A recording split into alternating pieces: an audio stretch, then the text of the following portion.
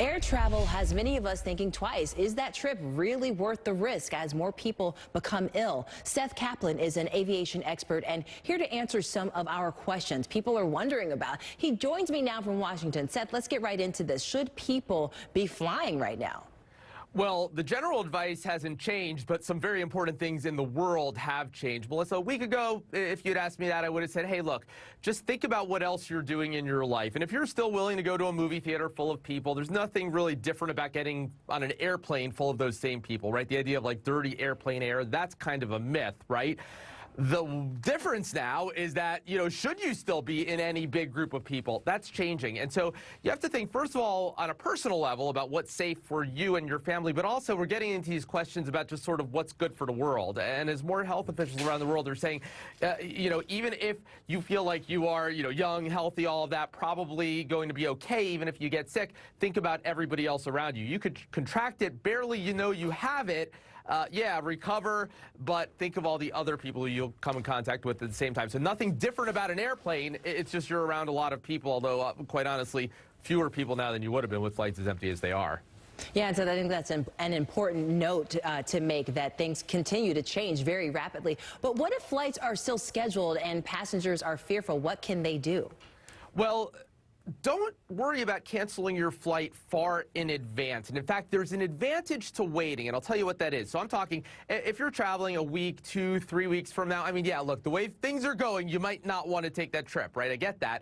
But if the airline cancels on you, if they take that flight out of the schedule, you often have more rights than if you cancel on them. And what I mean is, you might be able to get a full refund rather than just a credit. So there's really no advantage to canceling way in advance. So don't cancel way in advance. But on the other hand, do cancel if the flight's still going to operate. Don't just not show up for the flight, because sometimes if you just don't show up for the flight, then you'll be out the money. So kind of, put it on your calendar, right? If you're traveling 3 weeks from now and you're thinking, I'm not going to fly, just put it on your calendar for a day or two before that. If the flight is still scheduled to operate, call the airline then. One more thing, Melissa, when I say call the airline, it's kind of hard to do right now. I'm hearing of hold times of 6 hours and more for some airlines. American Airlines actually has asked people, and this is probably good advice in general, that if you're not traveling in the next 72 hours, they're saying, don't call. Let us talk to the people who do need to travel soon. One tip, Melissa, if you are one of those people who does need to get through to the airline urgently, and if you can't manage it online, because sometimes you could do that with the apps and the websites and all that,